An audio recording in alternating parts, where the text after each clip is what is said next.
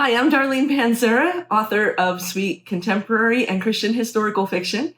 And today I'm going to be talking about how I came up for the idea for the novella Golden Horizons. This novella was originally titled Hearts Sewn With Love and included in the Sew in Love collection by Barbour Publishing. I had a friend ask if I would like to join a group to put together a proposal of novellas. There were going to be about 4 in the collection to pitch it to the publishers. And I said, sure, I'd love to be in. And we decided that all of the heroines in each of the stories would be seamstresses. And the stories were going to be Christian historical, and they would take place between 1850 and 1920.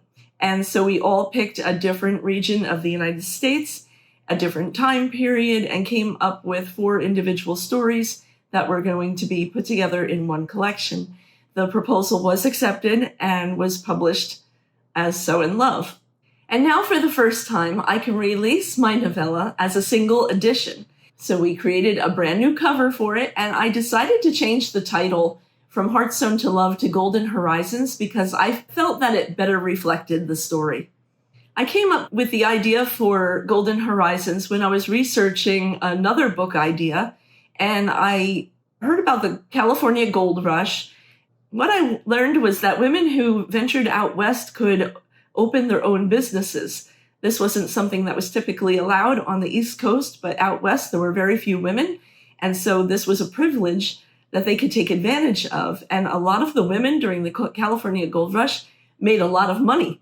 Some of them were washing and mending clothes for the gold miners, and others were selling hand pies.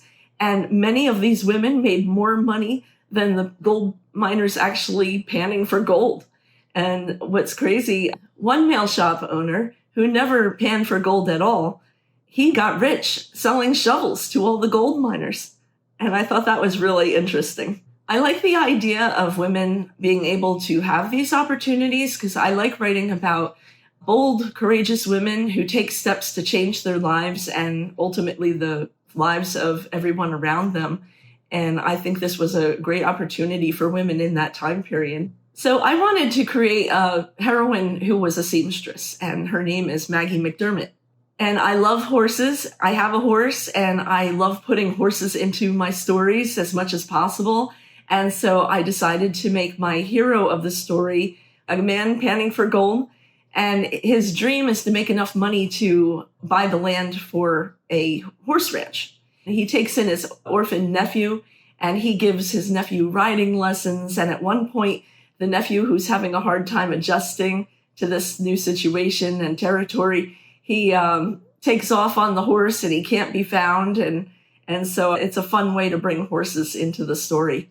I also like to weave in a little mystery and suspense into my novels to make them interesting and raise the tension. And so I do have one of the miners in the camp sabotage both the hero and the heroine and try to keep them apart and destroy their businesses. Then there are the dangers of mining and panning for gold that I really wanted to highlight in this story to show the risk that some of these men took in hopes of finding gold. Sometimes they had a lot of accidents on the job and people were killed. There were cave collapses, mine collapses. It was a very dangerous territory. And of course, this is a romance.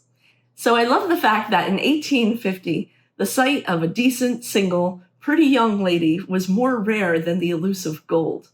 When my heroine, Maggie McDermott, enters the camp, the gold panning camp, the men stumble over themselves asking for her hand in marriage. But the one man she hopes will propose is the one man who won't. Benjamin Freethy believes that he needs to make enough money before he can afford a wife. Can she convince him to change his mind, or will fate separate them forever? And finally, this leads to the faith thread. After all that Maggie and Ben have been through, all of the obstacles, the hardships that they faced, they have to ask themselves, can they still truly trust in God to provide for them and to see them through and trust in his plan for their lives, no matter where that leads? And be sure to hit like and subscribe to this channel for more story content, behind the scenes looks into upcoming releases, and fun chats with other authors.